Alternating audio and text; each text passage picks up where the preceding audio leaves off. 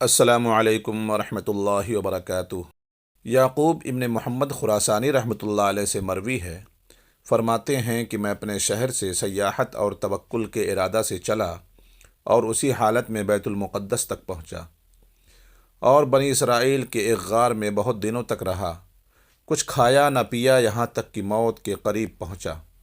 اسی حالت میں دو راہبوں کو میں نے سیر کرتے دیکھا۔ وہ پراگندہ بال اور گرد آلود تھے۔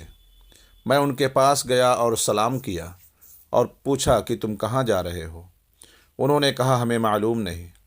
میں نے پوچھا کیا تم جانتے ہو کہ تم کہاں ہو؟ کہا ہاں، ہم اللہ کے ملک میں اس کے سامنے ہیں۔ میں اپنے نفس کی طرف متوجہ ہوا اور اسے ملامت کرنے لگا اور کہا یہ دونوں راہب باوجود کافر ہونے کے توکل پر قائم ہیں اور تو قائم نہیں ہوتا؟ پھر ان سے کہا تم اپنے ساتھ رہنے کی اجازت دے سکتے ہو؟ انہوں نے کہا بہتر ہوگا انشاءاللہ۔ چنانچہ ہم تینوں چلے۔ جب شام ہوئی تو وہ دونوں اپنے معبود کی عبادت کرنے لگے اور میں اپنے معبود کی جانب متوجہ ہو کر کھڑا ہوا اور مغرب کی نماز میں نے تیمم سے ادا کی۔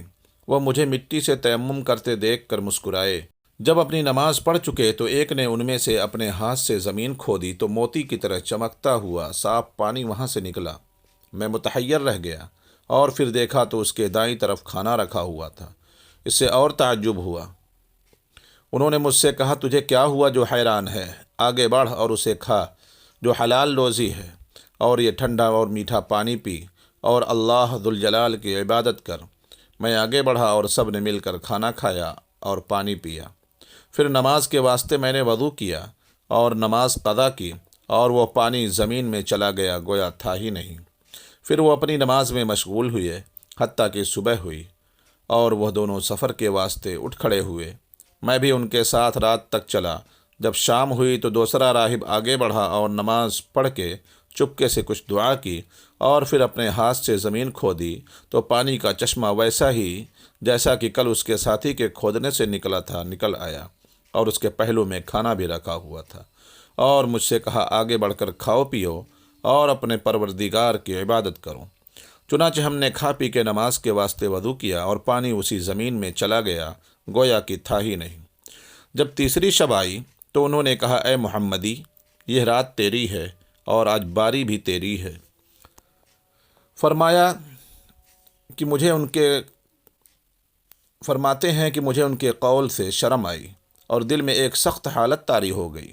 میں نے کہا انشاءاللہ اچھا ہی ہوگا۔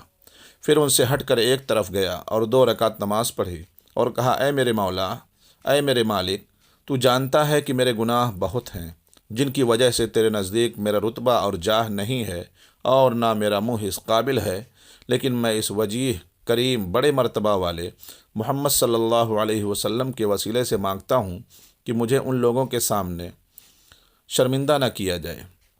جب میں دعا سے فارغ ہوا تو میں نے دیکھا کہ ایک چشمہ جاری ہے اور میرے پہلو میں کھانا رکھا ہوا ہے۔ میں نے ان سے کہا آگے بڑھ کر اللہ کے فضل سے کھاؤ۔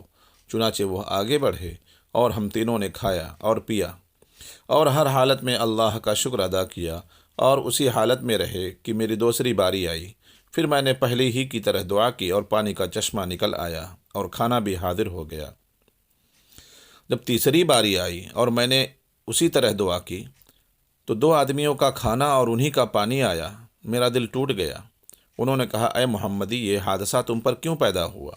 کیا تم اپنے کھانے پینے میں نقصان نہیں دیکھتے ہو؟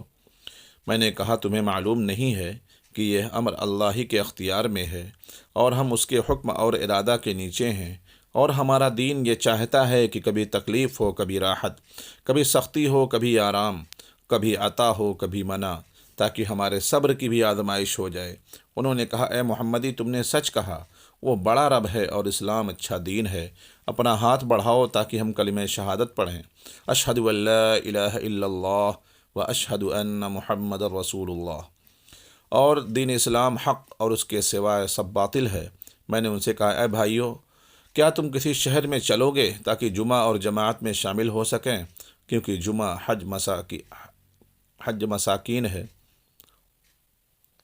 انہوں نے مجھ سے کہا یہ اچھی رائے معلوم ہوتی ہے اور اچھا فعل ہے۔ جب ہم اس ارادہ سے چلے تو سامنے ایک عمارت نظر آئی۔ اندھیری رات تھی، غور سے دیکھا تو ہم بیت المقدس میں تھے۔ ہم اس میں داخل ہوئے اور ایک مدت تک اس میں مقیم رہے۔ اللہ کی عبادت کرتے تھے اور ہمارا رزق ایسی جگہ سے ہم پہنچتا تھا جس کا گمان بھی نہ تھا، حتیٰ کہ دونوں ساتھی وہیں رحمت حق کو پہنچے اور مر گئے۔ عزیز ساتھیو، بے شک توکل ایک عظیم دولت ہے اور ایک مومن کی شان اور پہچان ہے۔